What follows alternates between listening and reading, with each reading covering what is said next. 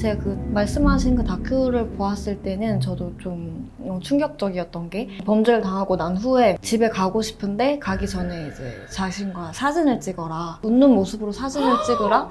그래서 그 피해자분은 정말 원치 않았지만 너무 무서우니까 결국 그 사진을 찍고 돌아와서 신고를 했는데 그 사진 때문에 이게 합의에 의한 관계다라고 경찰이 판단을 한 거예요. 그래서 이걸 보고 너무 놀랐었는데 세상에서 가장 합법적인 변호사들의 토크쇼 법과 말까? 안녕하세요, 지혜입니다. 와. 자, 오늘 저와 같이 법을 까놓고 말하실 변호사 두 분을 모셨습니다. 나와주세요. 안녕하십니까. 선물 갖고 왔습니다. 방송 중인데 이렇게 술을 권하시면 너무 좋죠. 노날콜입니다. 너무 좋죠. 자, 그럼 우리 반가움의 의미로 짠이라도 한번. 좋습니다. 또 광고인가요? 반갑습니다. 반갑습니다.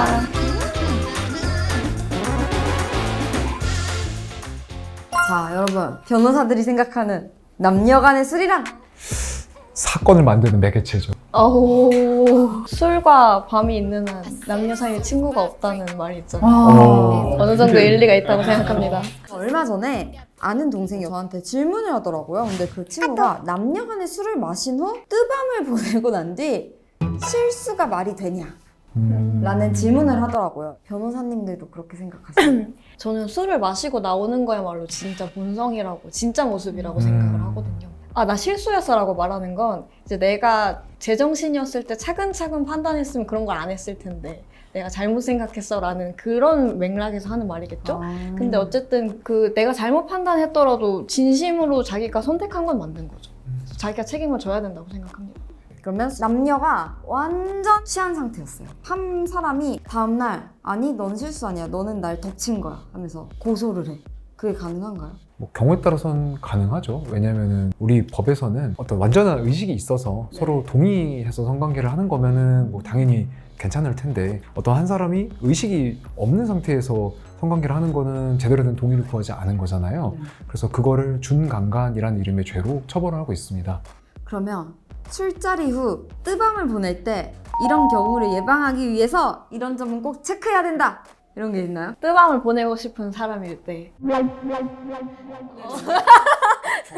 있으신가 봐요. 잠시만요. 술하는 게 진짜 의식을 자기가 판단하기 어려운 정도의 진짜 심신상실의 상태에 있어서는 정말 안 될 거고요. 그래서 내가 이 사람이 정말 하고 싶은 게 맞는지 확인을 해야죠. 확인 절차가 있어야 한다. 그거는 이제 법적인 책임을 떠나서도 사람이라면 당연히 거쳐야 되는 절차고요. 요즘 사람들은 그렇대요. 저도 PD님한테 들었는데 그 모텔비를 반반 내면 뭘 한다고요, PD님? 피디님의 혹시 경험담인가요? 모텔비를 남녀가 서로 반반을 내면은 친구를 할 수 없다. 합의를 한 거기 때문에. 근데 사실 이게 되게 제가 함부로 말씀드리기 어려운 게 이게 진짜 범죄였더라도 피해자 입장에서 모텔비를 반반 낼 수도 있는 거예요, 사실.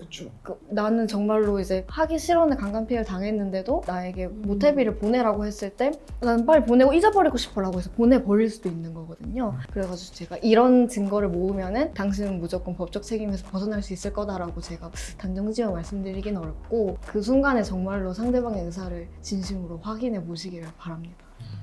이게 아무래도 사실 변호사님 말씀대로 예를 들어서 우리가 어떤 마음을 확인을 해서 그러면 이제 전자계약 할까? 이제 모두 사인으로 보낼게 라고 할 수는 없는 노릇이잖아요. 사실은 뭐 명백한 동의의 의사를 확인을 해야 된다 라는 조언들이 인터넷에는 많아요. 근데 모텔비를 반을 내고 갔는데 알고 보니 좀 분위기가 안 좋아져서 할 마음이 없어졌는데 그렇게 피해를 당할 수도 있는 거잖아요. 그러다 보니까 사실 그게 완벽한 방법은 아닌 것 같고 녹음을 해야 된다 그런 게 있는데 이게 사실 잘못 녹음하면 오히려 그게 범죄거든요. 예. 안 그러면 모델 사인을 이용해라.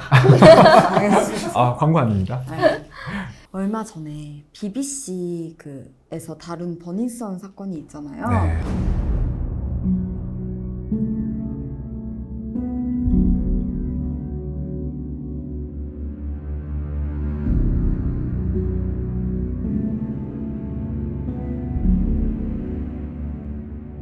만약 그런 일이 생겼을 때 확실히 법적 조치를 하려면 어떤 것들이 필요할까요? 그러니까 되게 안타까운 사건이죠. 어떻게 보면은 뭐 변호사로서만 말씀을 드리면은 뭐 증거를 잘 확보해야 된다, 뭐 바로 신고를 하셔야 된다 이렇게 말씀을 드릴 수는 있지만, 근데 그게 적절한 조언은 아닌 것 같아요. 그럼에도 증거 확보가 중요하잖아요. 아니면은 뭐 해바라기 센터라든가 뭐 서울 가정센터 이런데 성범죄 피해자분들을 좀 조력을 해주시는 그런 센터들이 있어요. 거기에서 이제 그런 방법들을 좀 안내를 해주시니까요. 그럼 이런 센터의 도움을 받기 위해서 필요한 증거들은 뭐가 있을까요? 우선은 바로 연락을 하는 게 좋을 것 같아요. 내가 지금 피해를 당한 상황이다라고. 그리고 또 주변에도 바로 알리는 게 좋을 것 같아요. 제일 중요한 말씀 해주신 것 같고, 제가 그 말씀하신 그 다큐를 보았을 때는 저도 좀 충격적이었던 게, 피해자분께서 범죄를 당하고 난 후에 집에 가고 싶은데 가기 전에 이제 자신과 사진을 찍어라, 웃는 모습으로 사진을 찍으라. 그래서 그 피해자분은 정말 원치 않았지만 이제 너무 집에 가고 싶고 너무 무서우니까 결국 그 사진을 찍고 돌아와서 신고를 했는데, 그 사진 때문에 이게 합의에 의한 관계다라고 경찰이 판단을 한 거예요. 그래서 이걸 보고 너무 놀랐었는데, 근데 그렇다고 해서 내가 증거를 확보해야 되니까 여기서 사진을 찍지 않고 버텨야지 할 수는 없는 거잖아요. 그쵸. 그 상황에서는 사실 안전하게 돌아가는 게 가장 제일 우선이고, 그런 상황에서 이제 그런 피해자분한테 이런 증거를 확보하셨어야죠라고 제가 말씀을 드리기가 좀 어려운데, 그런 상황이라면 일단 집에 돌아가서 뭐 주변에 알리기 어렵더라도 뭐 가족이나 아니면 정말 말할 수 있는 친구에게라도 내가 이런 일이 있었는데 이건 정말 내가 원치 않는 거였다라는 어떤 기록을 남겨놓는 것도 좀 또 중요한 증거가 될 수도 있는 거거든요. 아주 좋은 방법입니다. 감사합니다. 빠르게 1번 문제 가보겠습니다. 회식 자리에서 약간 술김에 선 넘는 질문들을 하시는 분들 있잖아요. 너 몇 명이랑 잡았어? 너 못생겨가지고 하면서 외모 비하하시는 것도 있고, 너 일 진짜 못해, 이게 하는 거야 말하는 거야, 약간 이런 업무 비하, 실력 비하, 이게 법적으로 문제가 될까요? 하나, 둘, 셋! 그러면 O의 입장, X의 입장으로 한번 들어볼게요. X의 입장이요? 당하셨다.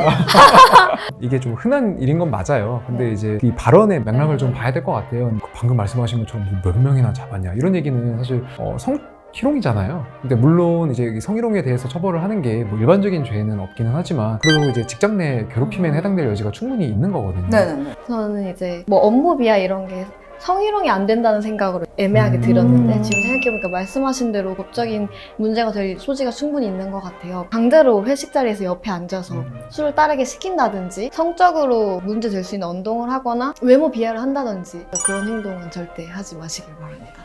그럼 억지로 회식 자리에 와야 한다 이런 거. 일단 야근 수당 주냐고 물어보는 게 좋을 것 같아요. 2번 문제 갈게요. 네. 잠드는 술버릇을 가진 지인을 집까지 데려가다가 지쳐서 길거리에 그냥 놓고 왔대요. 그럼 방치된 지인이 사고가 났다면 챙겨줬던 사람을 방치했다고 고소가 가능한가요? 하나, 둘, 셋! 오. 일단 그 형법에서 뭐 유기죄, 뭐 유기치사상죄 이런 것들을 규정하고 있는데, 그거는 어떤 사람을 보호할 의무가 있는 사람이 그 보호 의무를 다하지 않아서 뭐 이 사람이 다치게 됐다던가 사망을 하게 됐다던가 했을 때 이제 질 수 있는 책임인데요. 근데 친구가 술을 같이 먹다가 이제 데려다 주는 상황에서 사실 보호해야 될 뭐 법률적인 의무나 뭐 계약상 의무는 없다고 생각이 되거든요. 그렇기 때문에 이제 고소를 하긴 힘들지 않을까. 유기죄는 사실 좀 어려울 수 있어요. 뭐 네. 예를 들어서 술집 사장님 입장에서 손님이 엄청 만취를 한 상황이다. 그러면은 그 손님이 이제 제대로 몸을 가누지도 못하는데 집에 가겠다고 하면은, 그때는 이제 좀 술을 깰 때까지 못 가게 하고 좀 그래 될 수 있거든요. 친구 관계에서는 사실 친구끼리 계약서를 쓰거나 뭐 그렇게 보호할 의무는 없는 것 같긴 해요. 다만 예를 들어서 그런 게 있어요. 친구가 어떤 술버릇이 뭐 아예 이제 뭐 잠을 드는 술버릇이 있다거나 뭐 그런다고 했을 때 이 친구를 이제 뭐 데려가다가 만 거잖아요. 근데 그렇게 되면은 경우에 따라서는 도로 한가운데서 자다가 이렇게 사고가 날 수도 있는 거잖아요. 그렇죠, 그렇죠. 이 친구가 잘못하면은 그 큰일이 날 수 있겠다라는 걸 좀 알고 있는 거나 마찬가지로 저는 생각을 해요. 뭐 네네. 그래서 사람이 다쳤다 이런 식으로 좀 처벌이 되는 사례도 존재합니다. 아무나 챙겨주면 안 되겠네. 나만 잘 챙겨가야겠네, 나만. 자, 세 번째 질문 드릴게요. 친구들과 총 3명이 저희 셋이서 술자리를 가졌는데 제가 10%밖에 안 먹었어요. 네. 근데 금액이 300만 원 나온 거야. 그래서 난 한 이 정도 뭐 10% 먹었으니까 난 뭐 30만 낼게. 나머지는 니네들이 뭐 n분의 1 해. 당연히 이럴 줄 알았는데 갑자기 3분의 1 해야지. n빵 해야지. 그게 문제가 되나요? 하나, 둘, 셋. 또 제가 뭐가 있습니다. 분명히 제가 보기에는 그 300만 원 나온 게 이 10% 먹은 사람 때문이 아닐 거예요. 누군가 이제 막 비싼 아주 귀한 술을 먹거나 뭔가 산의 진미를 먹은 게 분명해요. 그래서 이 사람은 음식도 적게 먹고 그랬잖아요. 그러면은 거기 맞춰서 해야 되는데 n분의 1 하자, 100만 원 줘라 라고 하는 건 어떻게 보면은 좀 나쁜 말로 좀 삥뜯기 아닐까요? 그럼 문제가 된다. 문제가 될 수 있죠. 근데 이제 형사 문제는 모르겠어요. 민사상으로는 문제가 되지 않을까. 법으로 해결할 문제라기보다 주먹으로 우정 해결할 또는 문제인가요? 네 번째 질문 갈게요. 술을 좀 마신 상태에서 상대방의 입냄새가 너무 심해서 고가의 의상을 입은 C사, D사의 옷을 입은 상대방한테 토를 했대요. 아이고. 그랬을 때 100% 변상을 해야 되나요? 하나, 둘, 셋. 보통 입냄새를 맡는다고 모두가 토하진 않잖아요. 근데 이제 토를 하면서 자기도 알겠죠. 이 토로 인해서 상대방한테 피해를 줄 수 있다는 거를. 토를 할 때? 이제 토를 할 때 방향을 바꿀 수 있잖아요. 뭐 이렇게 그러네. 공중을 할 수도 있는 거고. 네. 근데 어쨌든 이제 그 사람을 향해서 했다는 거는 이제 보복의 의사가 있는 거 아닐까. 혹시 술 먹고 토해보신 적 있으신가요? 그렇게 쉽게 조절 가능한 게 아닙니다. 입냄새를 풍기고 싶은 사람도 입냄새를 풍기고 싶지 않았듯이 토를 한 사람도 토를 하고 싶지 않았을 거예요. 갑자기 시가 나오네요. F니까.